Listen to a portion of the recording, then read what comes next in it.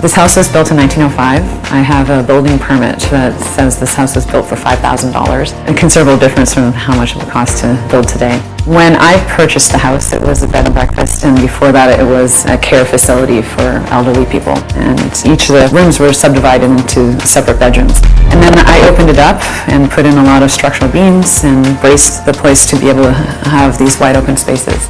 One of the biggest challenges of the house was to take what it was, respect that, and also fuse it with my natural design inclination, which is to be more modern. So that was where the big challenge came in, was to fuse both of them together. I knew the kitchen had to be modern, and I knew that I wanted it to be uncluttered. This particular kitchen is by Bao Cucine. It's a Logica kitchen. As soon as I saw it, I knew that it was special. It was looking at storage a different way that I had never seen before as a designer. This is actually a glass-in aluminum kitchen, so with folding away and being able to close all of the interior spaces, I just knew that this is a really special kitchen.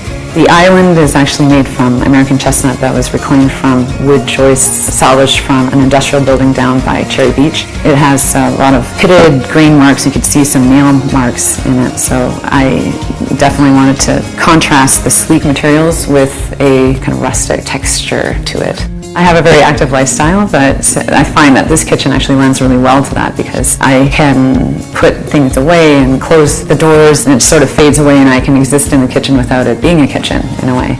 The shape of the island is cantilevered to maximize sort of light and view through that window. In the winter, a lot of times I'll sit and it'll just be like this beautiful glowing snow, especially at night over the rooftops. This is actually a really beautiful place to sit.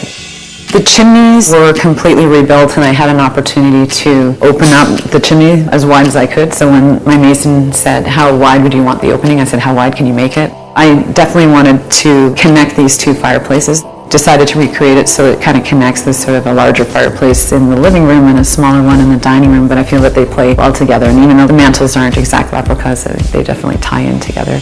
The division between the living room and the office was a bit of a challenge, and this was actually a really challenging piece of millwork, so I sought out a very talented millworker. I knew that not any millworker could handle this. Hidden in here, there was really not that much room for a TV, so it kind of dictated the size of the TV, which is relatively small. But I didn't want the TV to be a focal point of the living room. I like to have everything hidden away. I do have my own side practice doing design and architecture, so I use this office to do my work there. I really like how it turned out with the dark paint because I find it a very focused place to work. And the dark paint does absorb a lot of light, but I think that's great for working on computer screens, and it just focuses me. And the millwork that I designed in that space, I find very conducive to work. And there's lots of storage. I can have a place for everything.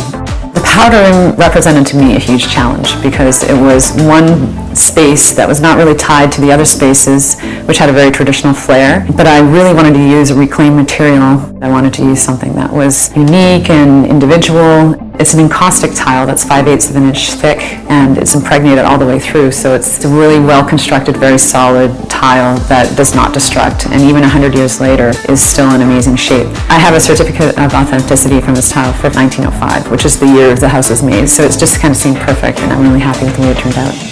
Designers are their own worst critics. It can always be better, but in the end, it's a space that flows well together. I have people come over and they love it, and it's always going to be something in my portfolio that I'll be proud of.